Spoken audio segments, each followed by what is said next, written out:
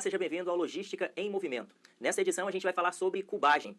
E para trazer aqui algumas explicações está o administrador Hélio Merim, que é coordenador da Comissão Especial de Logística do CRA-RJ. Seja bem-vindo, Merim, tudo bem? Tudo ótimo, João. Merim, eu queria que o senhor começasse esclarecendo o que vem a ser cubagem na linguagem da logística. Bom, cubagem para nós logística é um elemento essencial. Cubagem é a capacidade volumétrica, né?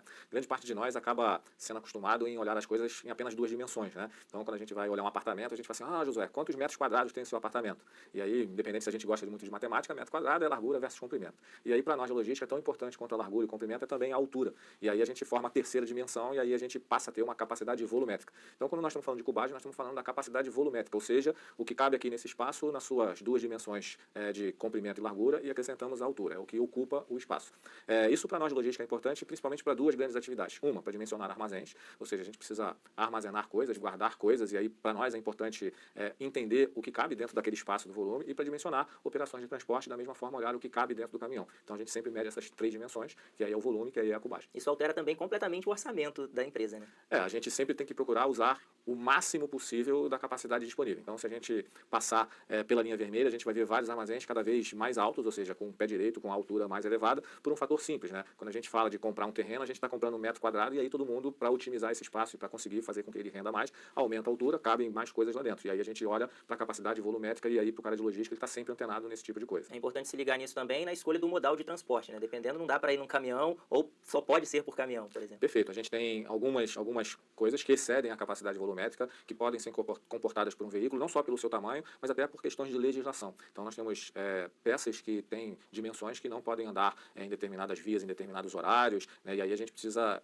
entender como é que isso vai circular. Isso vai acontecer em vários sentidos, né? Em você transportar uma peça para uma usina, em você transportar um carro alegórico para o carnaval, em você fazer uma movimentação de algo que exceda essa capacidade volumétrica normal que a gente está acostumado. No caso do armazenamento de produtos, olhando com uma visão leiga, parece ser mais fácil ou melhor guardar tudo em caixas. Essa é só uma visão de quem não entende ou dentro da logística isso também é importante? É importante não só para a gente procurar utilizar o máximo da capacidade volumétrica, mas é importante também por uma coisa que em logística a gente chama de unitização. Quando você reúne vários elementos dentro de uma única caixa, você consegue movimentá-los de uma forma mais fácil. Então, normalmente, operações de armazéns, normalmente a gente já condiciona nossos produtos em determinadas embalagens, ou até mesmo quando elas estão soltas, a gente passa um filme stretch, né? A gente passa aquele filme que a gente usa na nossa casa para embalar nossos alimentos, só que na logística a gente usa um filme muito parecido com aquilo para unitizar, para que a gente consiga utilizar o máximo possível da volumetria disponível. Agora a gente está falando sobre armazenamento ou transporte de produtos basicamente sólidos. Mas quando a gente parte para outros produtos químicos, produtos gasosos, como é feita essa medida de armazenamento? Como é feito? Então, vamos pegar, por exemplo, gasolina, né, que é algo que todos nós normalmente vemos circulando pela cidade, né? Então, um caminhão que transporta líquido, um caminhão de gasolina, ele tem a sua capacidade medida em litros. Então, tem aquele tanque lá que comporta tantos litros.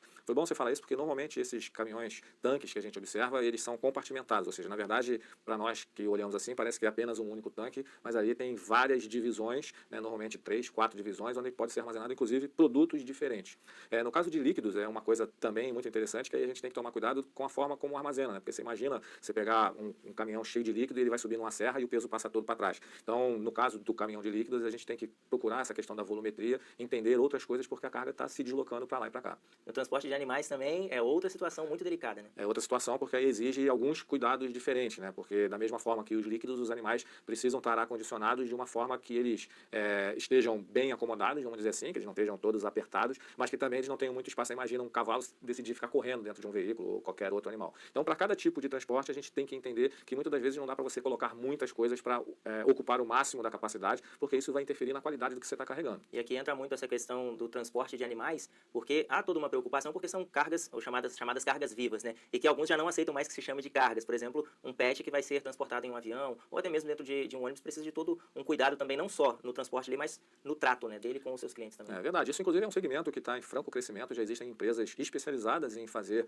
deslocamento de animais. Então, se você, por exemplo, eu fui transferido para São Paulo e eu tenho um pet de estimação e aí eu queria que alguém levasse esse pet que não fosse naquela caixinha. Hoje você já tem alternativas disponíveis no mercado que possibilitam levar pets para vários lugares.